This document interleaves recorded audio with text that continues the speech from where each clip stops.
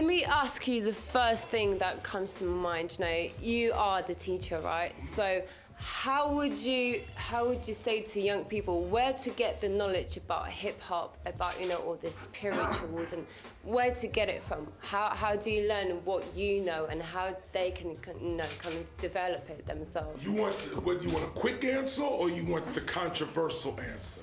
You know, do what your heart says. Tricky, huh? Well, I'll give you a little bit of both. Here's the quick answer. Read. Try to stay off the internet. Internet is good. I'm not dissing the internet. The internet is good for information. I wish I had it when I was growing up. We couldn't just go to a phone and find anything out. That's incredible, okay? But the internet is creating a new reality for people.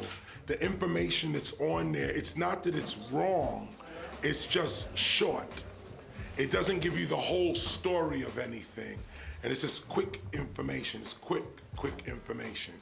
So if you read rare books, not every book is a bestseller or this one, that. Go to the library if you can. Not every city has a library. I'm privileged that in the United States there's a library on every corner, and that's even disappearing. But if you can get to a library, visit the library. There's a wealth of knowledge. The internet is not better than the library. The library has books that you can pick out, read, sit there all day for free and read your book, contemplate it, sit back, think. Now a longer answer. The longer answer is that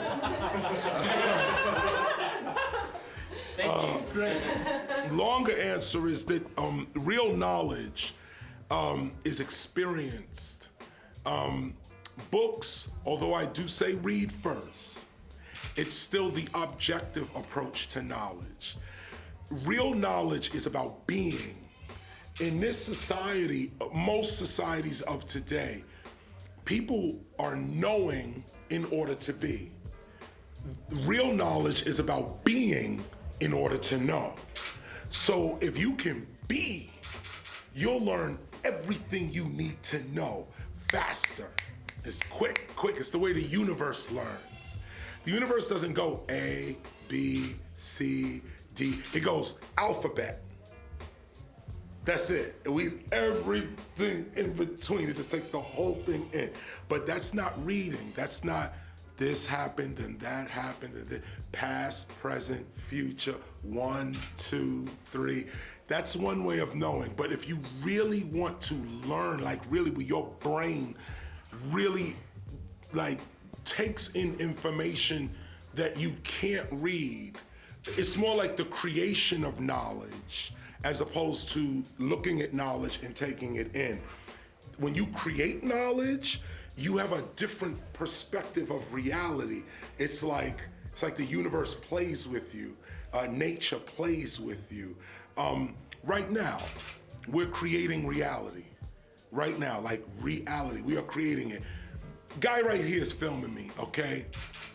This is history. We're creating hip hop's total history at this very moment. If I go like this, I just did that in the history. I can't take it back, that's what it is. If I go like this, that's in the history. So the idea is what memories do you want to have of yourself?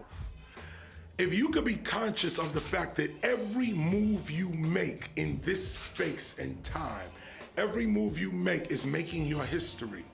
And the reason I say this is because knowledge is only memory. Knowledge is memory. You learn, you put in the memory. You learn, you put in the memory. You learn, put in the memory. But you have to create your memories. You shouldn't have your memories told to you. You should make your memories. Therefore, when you look back on your memories, everything that is in your scope of knowledge, you created it yourself. This is what we did with hip hop. The mainstream told us you're nothing, you're never gonna be anything, you're never gonna go anywhere, we don't wanna have nothing to do with you. They labeled our whole generation X. They labeled us Generation X, like we was finished, okay? We said, okay, no problem. Let's create new words, because the brain can't see without words. Like you don't notice things without words. You know, there's things going on in this room right now. We don't notice them because we don't have the vocabulary. Here's an example. If an electrician walked in here right now, the electrician would see this room completely different from how we see it, because the electrician has electrician knowledge. Electrician standing here. A painter walks in the room. Painter would see a totally different room. The electrician's still here. Looking at the room, the painter looks at something else. The painter sees different knowledge. Okay, now the electrician, a plumber walks in the room. Plumber sees something completely. Now how can 3 different people see the same room 3 different ways? It's that. Their perspective comes from the words, their vocabulary, what you say, the words you know make you see things. You can't see outside of your words. So the idea is with hip hop, the word hip hop didn't exist. Lovebug Starsky started going to hip hop, a shoe hop, the wop. Then Africa Bambaataa took it, everybody took it, and now hip hop. Now there's this word that we say it, so we see it. That means we create a whole new reality.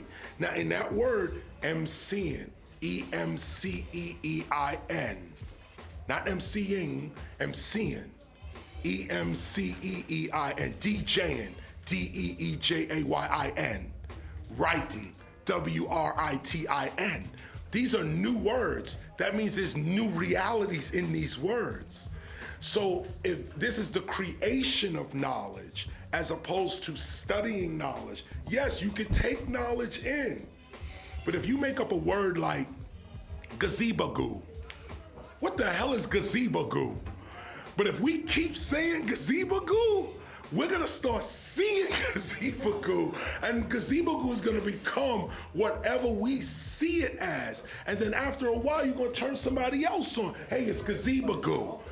She's gonna be like, yeah, I see gazebo-goo, and gazebo-goo, and yeah, now we all gazebo-goo.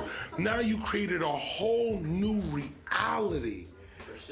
That my nizzle, and that's a whole different reality. So now you're creating knowledge, and this is where I would have a lot of people, especially young people, I would have them study in both ways. Sure, read, man, go to the library, try to learn something, not just don't rely on the internet. Use the internet for what it's good for, communication and quick answers. That's the internet, communication and quick answers. You wanna know something, let's punch it up right there. But if you're serious about learning something, first go to the library. Study the library, study the rare books in the library, okay? If you're gonna study Einstein, study Einstein's book on religion. Einstein wrote a whole book on religion. This book is so rare, nobody wants to talk about it. They always say, oh, Einstein, theory of relativity, blah, blah, blah. Study his words on religion, rare stuff. Oh man, I can go on for days with rare books, but anyway. That's just an example. Study the rare stuff, but now if you go deeper, create knowledge. Create knowledge. Don't just study it, make it. And you make it by creating words that lead to new realities. So now we have this word called hip hop. And so now we created a whole new reality. And we're living the reality. We're in it, out there, all them people out there, the whole festival, everything. None of this would exist if that one word did not come into existence first. That one word had to go, hip hop. Do you see it? Yeah, I see it. Do you see it? Yeah, I see it. Now 3 people see it. Now 10 people, 20 people. That is a festival. Hip-Hop Kemp. What the hell is that? We had no idea that this hip-hop was gonna get this far, but that's the point. Yeah, that's what I was actually going to ask, So you can see the evolution of rap since, the 80s and 90s, it's much more bigger now. So do you have any idea of the future of hip-hop? What's going to happen, with the whole culture at all? Oh, yeah, well, look, we're rising up. First of all, hip-hop is so magnificent and beautiful. First of all, we're starting a city, okay? And soon everyone will be able to see it. But it's inevitable if you study history. Everybody starts out just the way we started. Alexandria, Timbuktu, China, India, Europe, oh man, the French, oh man, Portugal. You know, the whole history of Portugal, there's a guy named Louis de Camões, and he wrote a book. The first history of Portugal is in rhyme. The first history of Portugal, he wrote it in a rhyme. And so the kids could study it and keep it going, okay? The first way you learn English, rhymes, okay? In India, Ayurveda medicine, where they look in your eye and can tell you everything about your body. Look at in your eye. Magnificent, ancient medicine technique started with rhymes. Did you imagine the whole Ayurveda, thousands of texts? They say the best way to learn it, rhyming. This is how we start. Ancient human beings, they call them Neanderthals or Homo heidelbergensis or Rhodesia man, whatever it is. They started dancing or breaking, MCing, not me talking like this, like da-da-da-day, da-da-da-da-da-day. Hey, what is da-da-da-day? When I go out there and go wa-da-da-dang, wa-da, what is wa-da-da-dang? What is that? It's nothing, but it speaks to something in your soul. It's like, yeah, wa-da-da-dang, but it's not in the dictionary, it's nowhere. This is MCing. This is the center of it. Prehistoric people did this. This is hip hop is core to humanity, and this is why if you study ancient humanity, you'll know where we're going in the future. This is a new civilization on the earth. We started out with music, dance, like everybody else, but after a while, give it a couple more years, few more generations, and we're gonna be a whole new civilization, whole new group of people called hip-hoppers. And it'll be like, you guys are the ancestors now. You're it now, like, you know, think of yourself as an ancestor now. Because, you know, this camera, this footage is gonna outlive us. This footage right here. This footage is gonna be in existence in 3100. We'll all be gone. We'll be in another dimension. This will be in existence now. The people of 3100, right, or 4100. And they used to record and look at what they used to look like. And then we're all looking the way we look now. They're gonna say, this is what our ancestors used to look like. The same way we look back. We look back on the way older generations used to record themselves, with sculpture, painting, or whatever. They're gonna look, the future gonna look back on us, same way. So you say, the future, where's it going?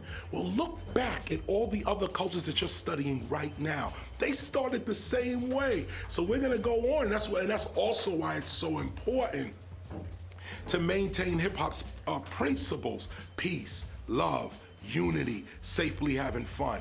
These are the core principles. This is why you do it.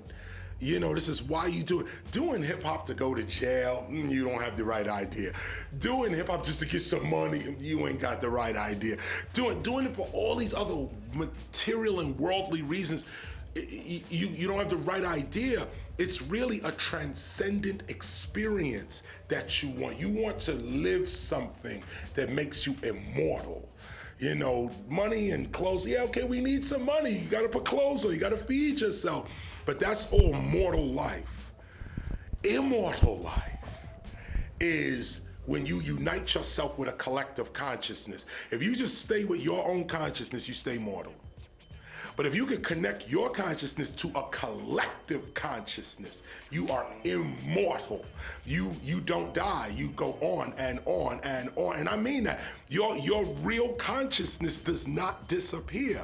The physicists tell us that that nature is a closed system. That nature only exchanges with itself. It only exchanges. It's like, you know, nothing dies, nothing goes anywhere. It's just this goes over here, then it goes over here. It changes form from one thing to another. So what changes the form is your intention. This is where the Indians in India used to talk about, you know, someone's gonna come back as a dog, or come back as a cow, or come back as a, and it's not they're gonna come back as one of these, you know, these animals or whatever, but the way you act the way this person is acting like a dog. And now the dogs act great, but there's a dog world. Dog has a reality. Dog has a whole rule about how to be a dog. And if you're acting like that, you may come back as a dog, as a cow, as a pig, as a bird, as a spider, as so on. You may come back as this. It's your intention. The flesh doesn't mean anything. It doesn't mean this is an illusion. This whole thing is an illusion, an optical illusion. If you had another word for this, you'd see it differently. You know, I'm looking at you. I'm really looking at your aura. I'm not really looking at you. You are not even here. 10 years from now, you might not look this way. You may be taller. You may be fatter. You may be thinner. You may not be it, but you're not gonna look like this.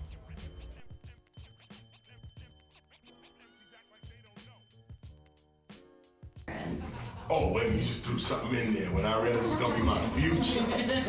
Wow, that goes way back. Exactly.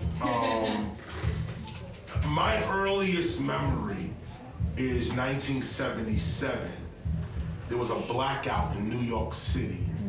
All the lights went out. They claim that a lightning bolt hit the power thing and blew all the lights out. That's the official story. But my mother was working, and you're taking me back now. My mother was working, and we was home, and me and my brother Kenny, we was home, and all of a sudden, all the lights went out, and the lights went out in the street and everything. And I remember I was writing poetry, and I used to always write poetry to my mother.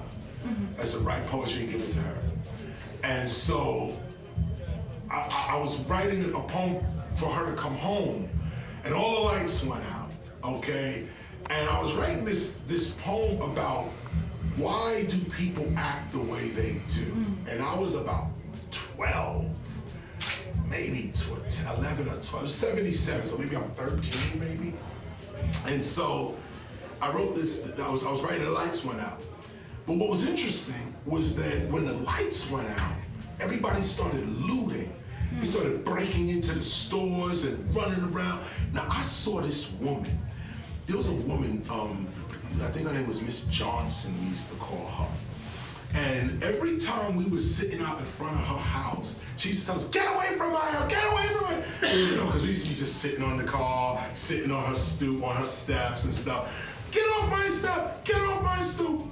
Every Sunday, you could see her dress up, go to church.